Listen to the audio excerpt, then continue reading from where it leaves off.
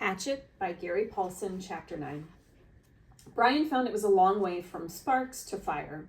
Clearly there had to be something for the sparks to ignite, some kind of tinder or kindling, but what? He brought some dried grass in, tapped sparks onto it, and watched them die. He tried small twigs, breaking them into tiny pieces, but that was worse than the grass. Then he tried a combination of the two, grass and twigs. Nothing. He had no trouble getting sparks, but the tiny bits of hot stone or metal, he couldn't tell which they were, just sputtered and died. He settled back on his haunches in exasperation, looking at the pitiful clump of grass and twigs. He needed something finer, something softer and fine and fluffy to catch the bits of fire. Shredded paper would be nice, but he had no paper. So close, he said aloud, so close.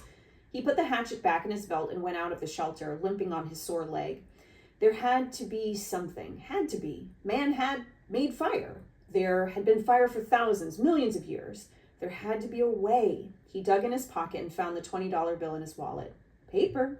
Worthless paper out here. But if he could get a fire going, he ripped the 20 into tiny pieces, made a pile of pieces, and hit sparks into them. Nothing happened. They just wouldn't take the sparks, but there had to be a way, some way to do it. Not 20 feet to his right, leaning out over the water, were birches, and he stood looking at them for a full half-minute before they registered on his mind. They were a beautiful white, with bark like clean, slightly speckled paper. Paper. He moved to the trees. Where the bark was peeling from the trunks, it lifted in tiny tendrils, almost fluffs. Brian plucked some of them loose, rolled them in his fingers. They seemed flammable, dry, and nearly powdery. He pulled and twisted bits off the trees, packing them in one hand while he picked them with the other, picking and gathering until he had a wad close to the size of a baseball. Then he went back into the shelter and arranged the ball of birch bark peelings at the base of the black rock. As an afterthought, he threw in the remains of the $20 bill. He struck, and a stream of sparks fell into the bark and quickly died. But this time, one spark fell on one small hair of dry bark, almost a thread of bark, and seemed to glow a bit brighter before it died. The material had to be finer. There had to be a soft and incredibly fine nest for the sparks. I must make a home for the sparks, he thought, a perfect home or they won't stay. They won't make fire. He started ripping the bark, using his fingernails at first, and when that didn't work, he used the sharp edge of the hatchet, cutting the bark in thin slivers, hairs so fine they were almost not there. It was painstaking work, slow work, and he stayed with it for over 2 hours. Twice he stopped for a handful of berries and once to go to the lake for a drink. Then back to work, the sun on his back, until at last he had a ball of fluff as big as a grapefruit, dry birch bark fluff.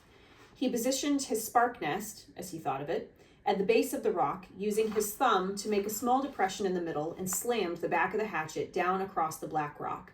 A cloud of sparks rained down, most of them missing the nest, but some, perhaps 30 or so, hit in the depression, and of those, 6 or 7 found fuel and grew, smoldered, and caused the bark to take on the red glow. Then they went out. Close. He was close. He repositioned the nest, made a new and smaller dent with his thumb, and struck again. More sparks, a slight glow, then nothing. It's me, he thought. I'm doing something wrong. I do not know this. A cave dweller would have had a fire by now. A Cro-Magnon man would have a fire by now. But I don't know this. I don't know how to make a fire. Maybe not enough sparks. He settled the nest in place once more and hit the rock with a series of blows as fast as he could. The sparks poured like a golden waterfall. At first they seemed to take. There were several, many sparks that found life and took briefly, but they all died, starved. He leaned back. They are like me. They are starving. It wasn't quantity. There were plenty of sparks, but they needed more. I would kill, he thought suddenly, for a book of matches. Just one book. Just one match. I would kill. What makes fire? He thought back to school, to all those science classes. Had he ever learned what made a fire? Did a teacher ever stand up there and say, "This is what makes a fire"? He shook his head, tried to focus his thoughts. What did it take? You have to have fuel, he thought, and he had that. The bark was fuel.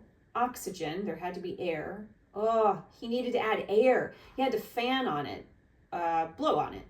He made the nest ready again, held the hatchet backwards, tensed, and struck 4 quick blows. Sparks came down, and he leaned forward as fast as he could and blew. Too hard. There was a bright, almost intense glow, then it was gone. He had blown it out. Another set of strikes, more sparks. He leaned and blew, but gently this time. holding back and aiming the stream of air with his mouth to hit the brightest spot. 5 or 6 sparks had fallen in a tight mass of bark hair, and Brian centered his efforts there. The sparks grew with his gentle breath. The red glow moved from the sparks themselves into the bark, moved and grew and became worms, glowing red worms that crawled up the bark hairs and caught other threads of bark and grew until there was a pocket of red as big as a quarter, a glowing red coal of heat.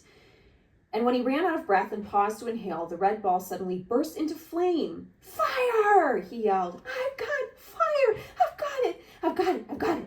But the flames were thick and oily and burning fast, consuming the ball of bark as fast as if it were gasoline. He had to feed the flames, keep them going. Working as fast as he could, he carefully placed the dried grass and wood pieces he had tried at first on top of the bark and was gratified to see them take.